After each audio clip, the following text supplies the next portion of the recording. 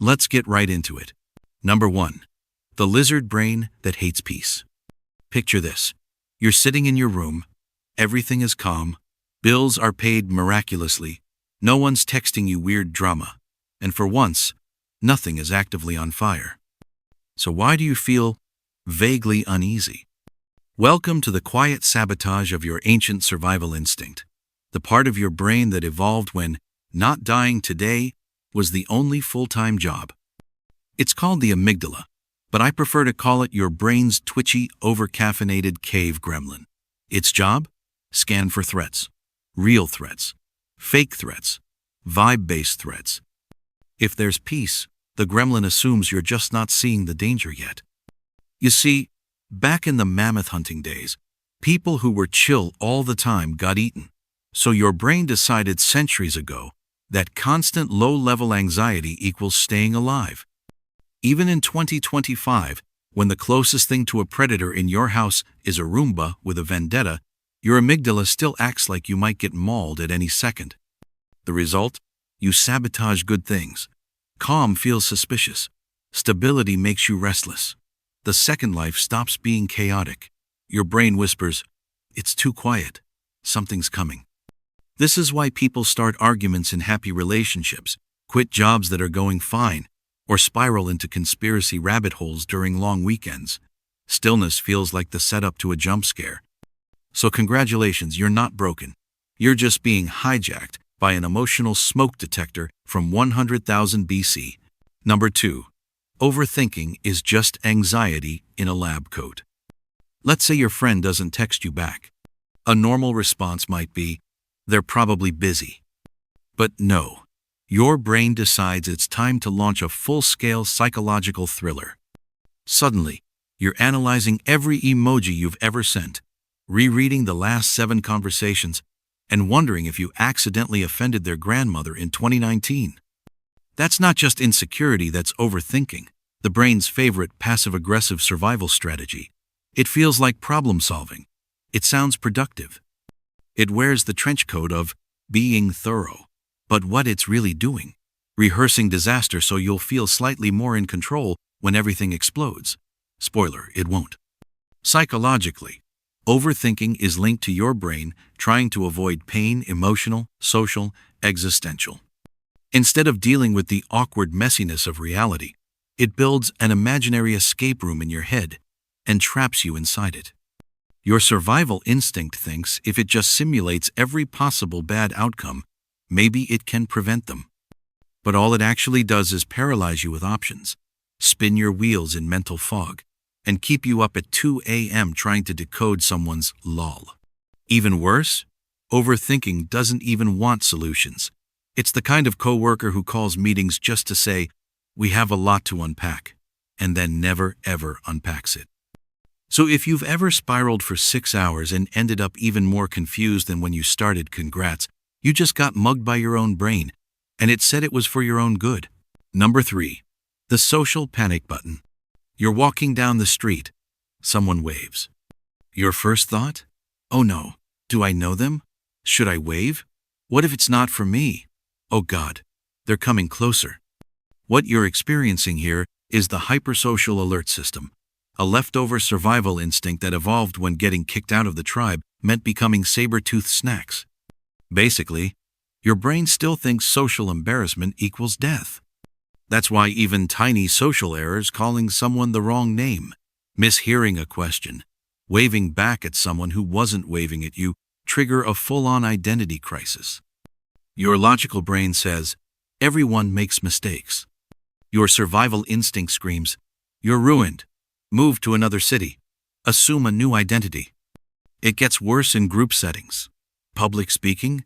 Your body treats it like you're being hunted.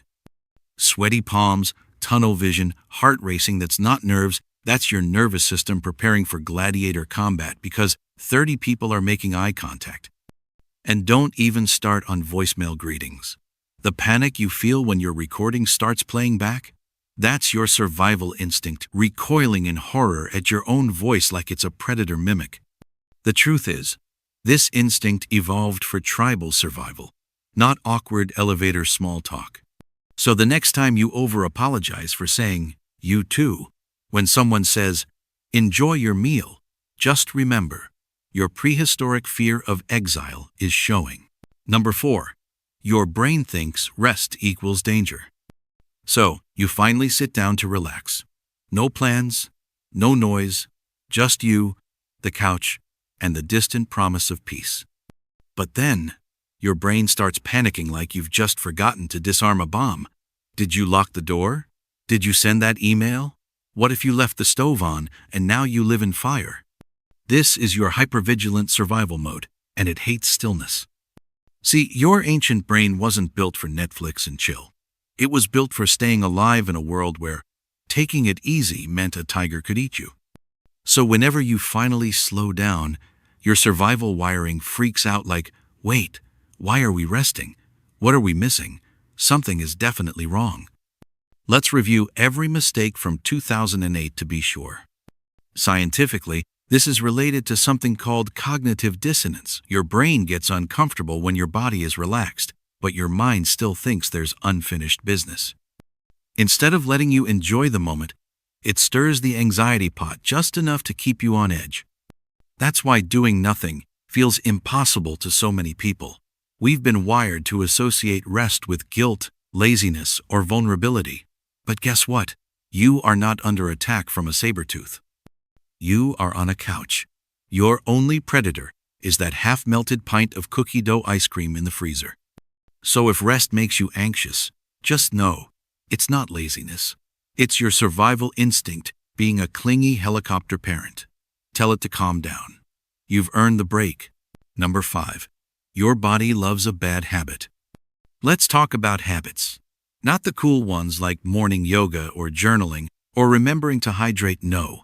Your body clings to the absolute worst ones. Doom scrolling, nail biting, procrastinating until your soul leaves your body. Why? Because survival instinct is lazy. If it finds something that worked once even slightly, it files it under, this is now your life forever. Say you ate an entire loaf of bread after a breakup and felt a little better. Boom. Coping mechanism locked. Congratulations. Your brain now thinks baguettes cure heartbreak. Habits formed through repetition plus reward equals automatic behavior. Your brain loves shortcuts, and bad habits are basically discount therapy. They give you a fast dopamine hit, so your brain's like, well, this is way easier than processing emotions, let's do this forever. Even worse, your nervous system resists change, even when it knows the new behavior is better. That's why starting good habits feels like pushing a piano uphill, while bad ones are like slipping into a beanbag chair made of instant gratification. The survival logic? If you're alive, whatever you've been doing must be working, so keep doing that. Even if that is playing Candy Crush at 3 a.m. and eating cereal out of a mug. Your instinct doesn't care about long-term goals, it just wants short-term safety. So yeah, your bad habits aren't a personal failure. They're just your inner caveman saying, good enough, don't die. Number 6. Sleep is a paranoid nightmare. You know what your survival instinct really hates? Vulnerability. And what's more vulnerable than lying unconscious in the dark for 8 hours, surrounded by invisible threats like deadlines, spiders, or emotional intimacy? That's right. Your ancient brain does not like sleep. Even though sleep is vital-like, your brain literally scrubs itself clean while you snooze. Your survival system still acts like bedtime is an ambush.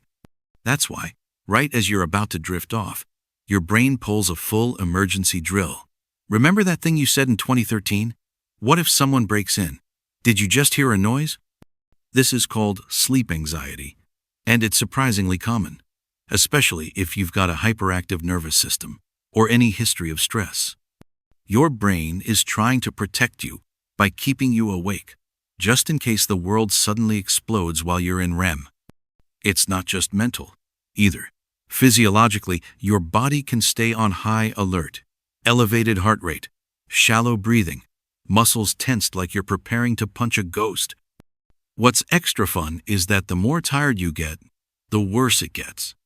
Because now your brain is both sleep-deprived and paranoid. which is a perfect combo for lying there wide-eyed at 2:30 a.m. wondering if you should learn to live in a lighthouse. So if you ever feel personally attacked by bedtime, it's not because you're broken, it's because your prehistoric wiring is trying to guard you like a nervous meerkat. Spoiler: the real danger isn't sleeping. It's not sleeping. Number 7. Your gut thinks stress equals poison. You've heard the phrase gut feeling, right? Turns out, your gut has a lot of feelings, most of them panicky and stress-related. When your body senses danger, it kicks into fight or flight mode. Heart races, adrenaline spikes, muscles tense, and your digestive system slams on the brakes. Because apparently, now is not the time to digest that burrito. Now is the time to run from an imaginary bear made of overdue taxes and social expectations. This is why anxiety messes with your stomach so much. Nausea, bloating, weird cramps, sudden bathroom emergencies, all part of your gut going, "Danger? Better evacuate everything." Even your gut bacteria, which help regulate mood, digestion, and even immune response, can freak out under chronic stress. There's literally a brain-gut connection, where emotional stress changes your physical gut environment. It's like your intestines are live tweeting your mental breakdown. And it goes both ways. A janky gut can send signals back to the brain, triggering more stress, anxiety, or depression. That's the fun little circle of internal chaos we like to call the gut-brain axis. Science calls it a feedback loop. Your colon calls it emotional sabotage. So next time your stomach turns into a drama queen during stressful moments, don't blame yourself. Blame evolution. Your gut thinks stress equals poison, equals emergency bowel retreat. Thanks, instincts. Very helpful. Number 8. Panic attacks are just overprotective drills. Here's a fun one. Panic attacks. You know, those totally chill moments when your heart goes NASCAR, your chest tightens like a seatbelt in a crash, and your brain screams, "We're gonna die," even though you're just standing in line at a pharmacy. The truth? Panic attacks are survival instincts gone rogue. It's like your nervous system pressed the nuclear emergency button because someone gave you a weird look in public. Biologically, a panic attack is your fight-or-flight system launching a full-scale safety drill, except there's no actual emergency. Your body dumps adrenaline into your bloodstream, your heart rate skyrockets, and your lungs start hyperventilating to get more oxygen for a battle that's not happening. It's all based on misinterpreted signals. Your brain detects a threat, maybe a real one, maybe just a random spike in stress, and hits the panic lever like it's on fire. Then, your physical symptoms make your brain panic harder, because now it's extra sure you're dying. That feedback loop? A+ disaster design. It's like someone shouting, "Fire!" in a movie theater, and then panicking harder because everyone else is panicking even though it was just a popcorn machine exploding. And the aftermath? Oh, it's adorable. You feel exhausted, confused, and deeply betrayed by your own body. Because nothing says, "Thanks for protecting me," like collapsing on a bench outside a Target after having a full mental emergency in the gum aisle.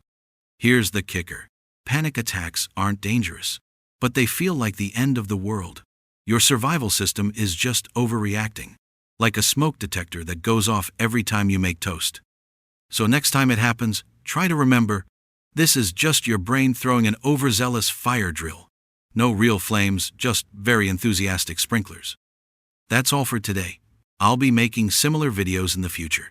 Subscribe to see them.